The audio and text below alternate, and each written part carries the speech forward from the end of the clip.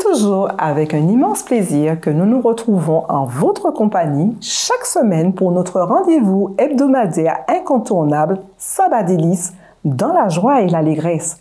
Comme nous aimons à le dire, on ne change pas une équipe qui gagne. C'est donc en compagnie de Sylvie que nous nous retrouvons pour ce délicieux moment de partage dans l'adoration. C'est en effet un pur bonheur de nous retrouver. Je vous souhaite une chaleureuse bienvenue et surtout un excellent sabbat délices. Quel que soit le lieu où vous vous trouvez, unissons nos cœurs et nos voix afin d'exalter et adorer notre Créateur en ce jour sanctifié et béni. Nous allons sans plus tarder confier la direction de cette adoration entre les mains de notre Créateur. Prions. Notre Dieu, notre Père, nous voilà, Seigneur, au jour de ton sabbat, ce jour que tu as mis à part pour nous. Nous voulons, Seigneur, te rendre grâce.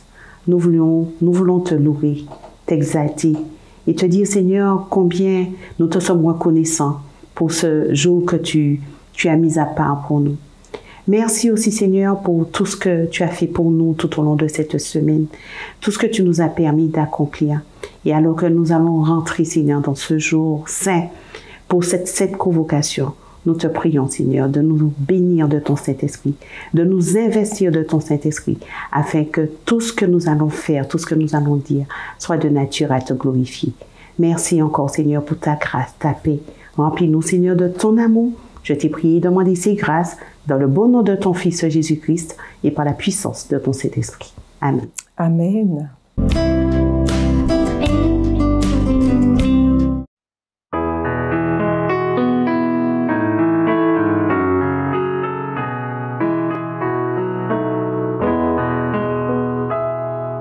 Yeah.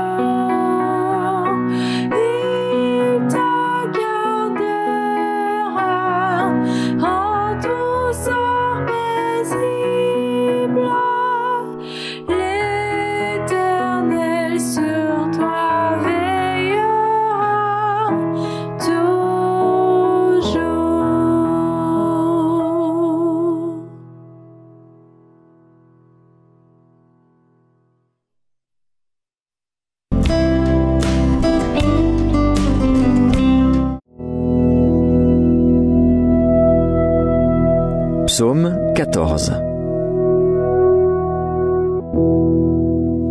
Au chef des chantres de David. L'insensé dit en son cœur, « Il n'y a point de Dieu. » Ils se sont corrompus, ils ont commis des actions abominables. Il n'en est aucun qui fasse le bien. L'Éternel, du haut des cieux, regarde les fils de l'homme pour voir s'il y a quelqu'un qui soit intelligent, qui cherche Dieu. Tous sont égarés, tous sont pervertis. Il n'en est aucun qui fasse le bien, pas même un seul. Tous ceux qui commettent l'iniquité ont-ils perdu le sens ? Ils dévorent mon peuple, ils le prennent pour nourriture. Ils n'invoquent point l'Éternel. C'est alors qu'ils trembleront d'épouvante, quand Dieu paraîtra au milieu de la race juste. Jetez l'opprobre sur l'espérance du malheureux. L'Éternel est son refuge. Oh, qui fera partir de Sion la délivrance d'Israël ? Quand l'Éternel ramènera les captifs de son peuple, Jacob sera dans l'allégresse, Israël se réjouira.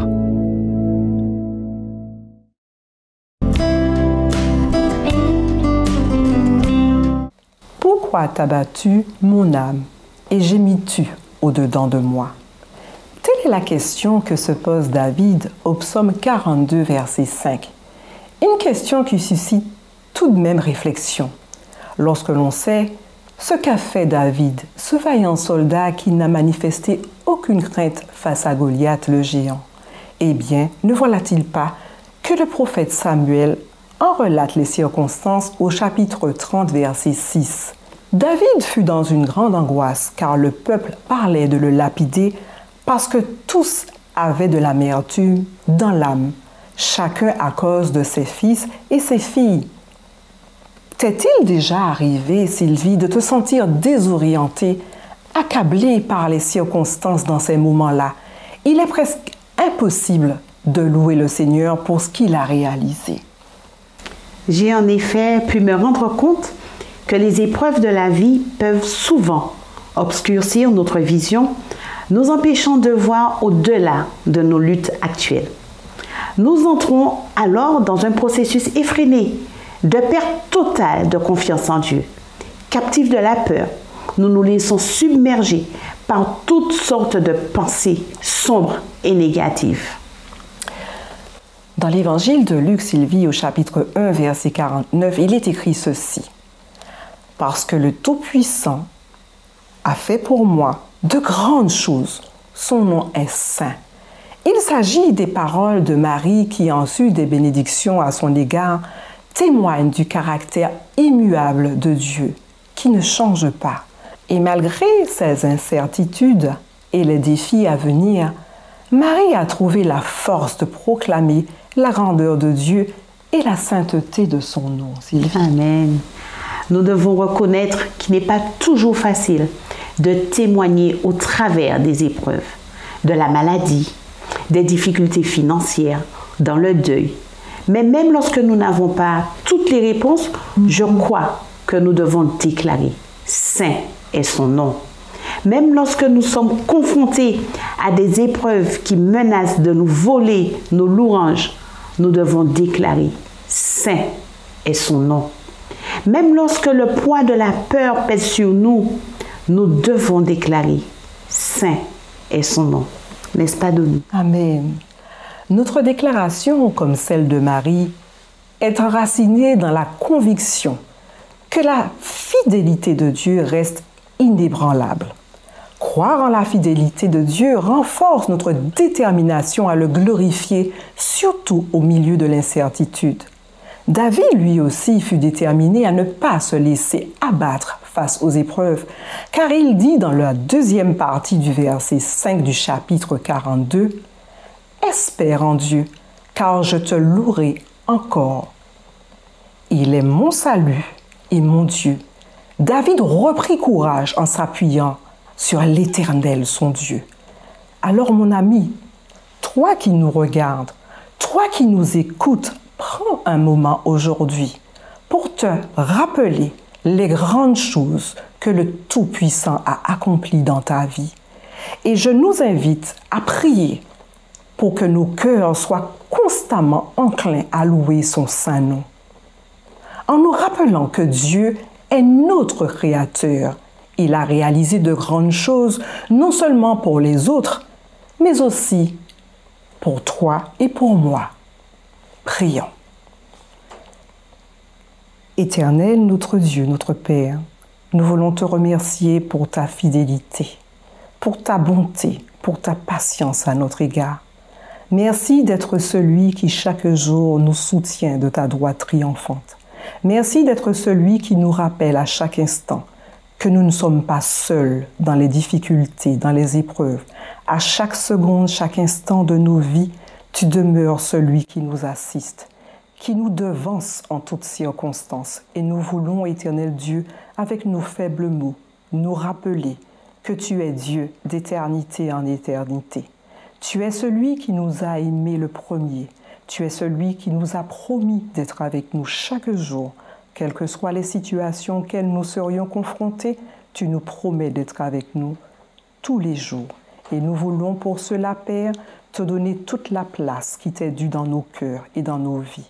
Alors que ton Saint-Nom soit glorifié et exalté au siècle des siècles. Amen. Amen.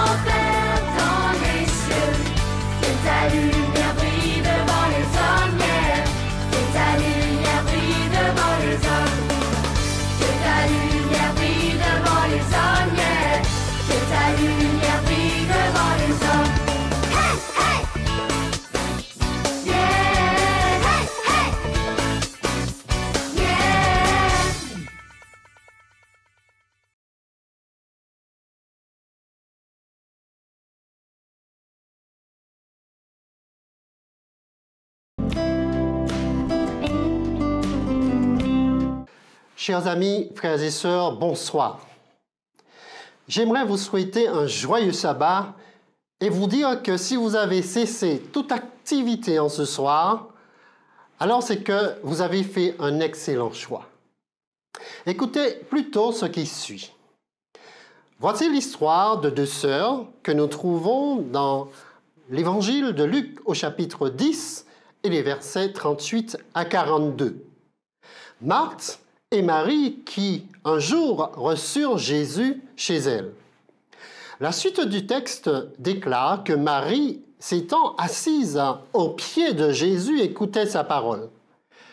Et puis, à l'opposé, se situe sa sœur, Marthe, qui s'affairait à beaucoup de tâches. Donc, elle était extrêmement occupée. Alors, l'attitude de cette dernière révèle l'importance de mettre tout en œuvre pour satisfaire aux besoins de son hôte. Il nous paraît effectivement légitime qu'à partir du moment que nous hébergeons des invités, il nous faille faire au mieux pour répondre à leurs nécessités, de sorte qu'à leur départ, qu'ils aient la sensation d'avoir vécu une période mémorable. C'était le cas pour Marthe. Elle était obnubilée par le faire au point de ne laisser très peu de place pour l'être. Elle avait reçu Jésus, mais ne ressentait pas forcément ce besoin de s'arrêter au moment opportun pour communier avec lui. Marie, au contraire, avait ce désir de se désaltérer aux pieds de Jésus, de profiter au maximum de toutes ces paroles de grâce. D'ailleurs, le terme « à ses pieds » exprime du reste la position humble et attentive du disciple à l'égard du Maître. Il était donc essentiel pour elle de se délecter des enseignements spirituels de Jésus.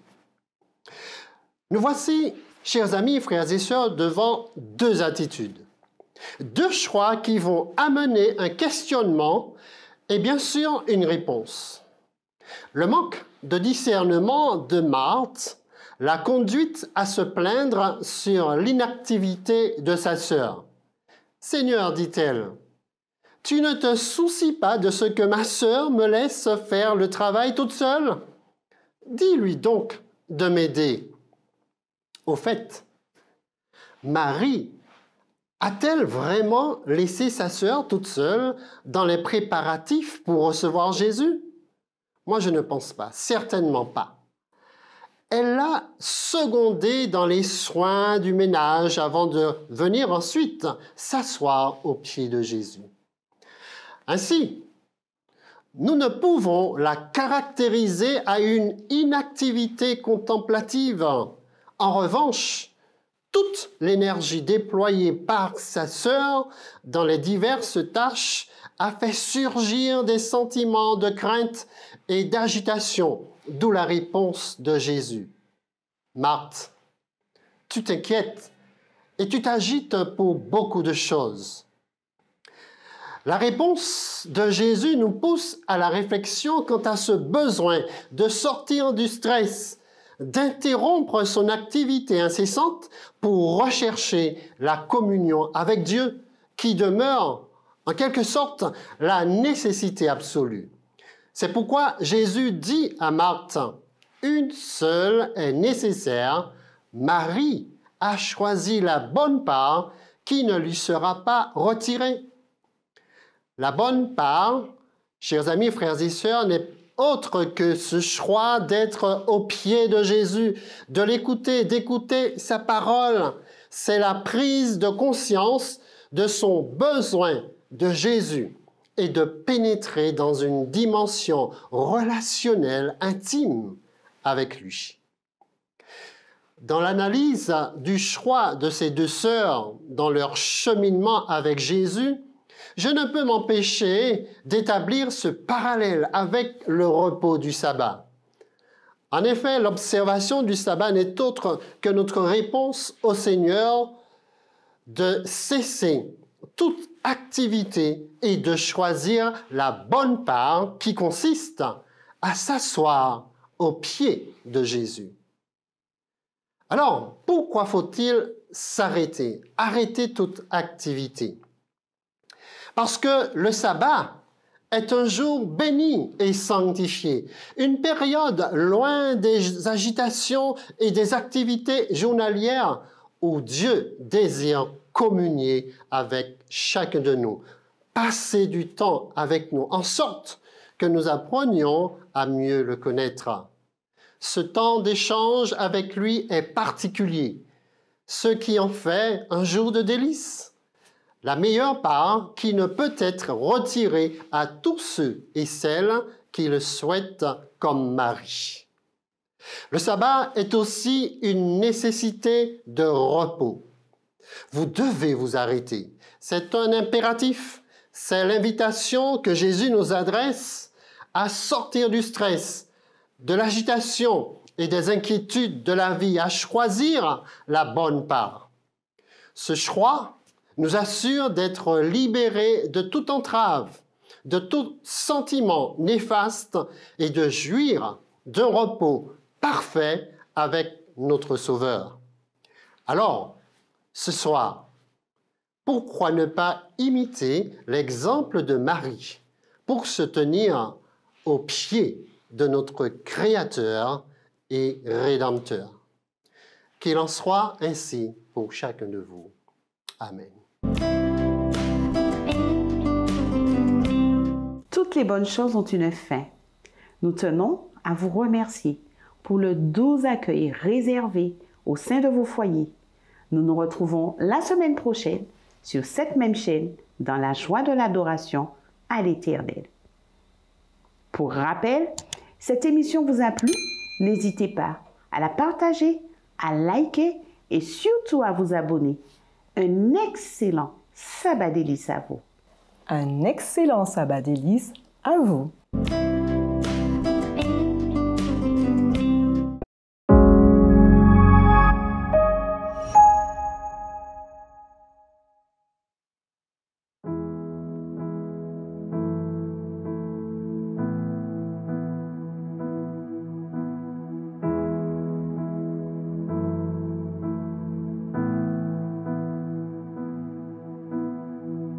Je ne sais pas de quoi demain sera fait,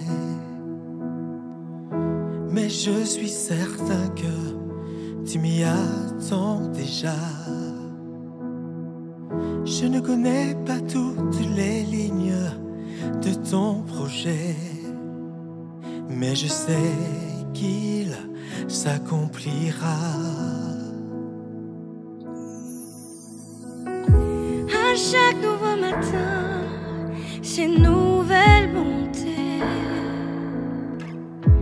À chaque nouveau défi, c'est une nouvelle grâce. Tu n'es pas du genre à laisser tomber, et tu ne vas pas commencer avec moi. Et tu ne vas pas commencer avec moi. J'ai vu ta main agir bien trop de fois pour oublier si facilement. Tu m'as conduit de victoire en victoire. Je n'oublierai pas facilement ta fidélité. Oh, oh,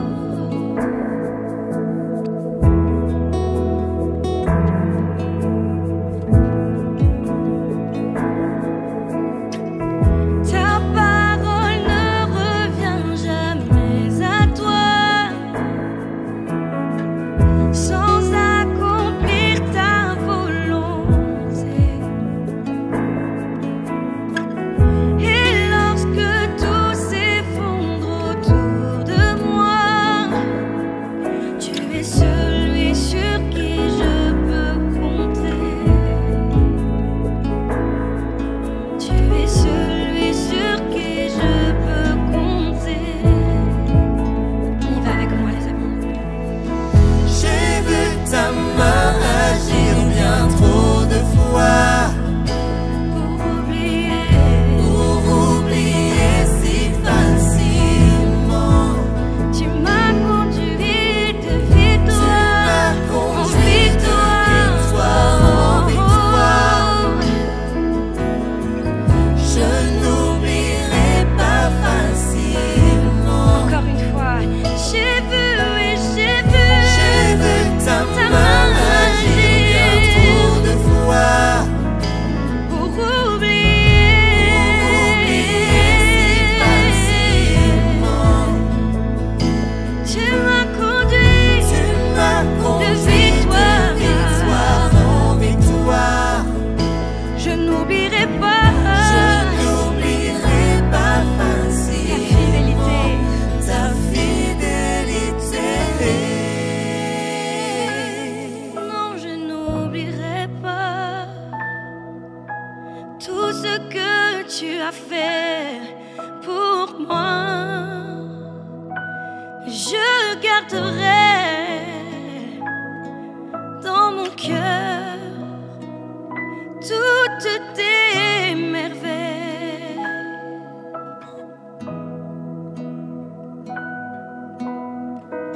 Je garde tes merveilles gravées en ma mémoire pour les jours où mes forces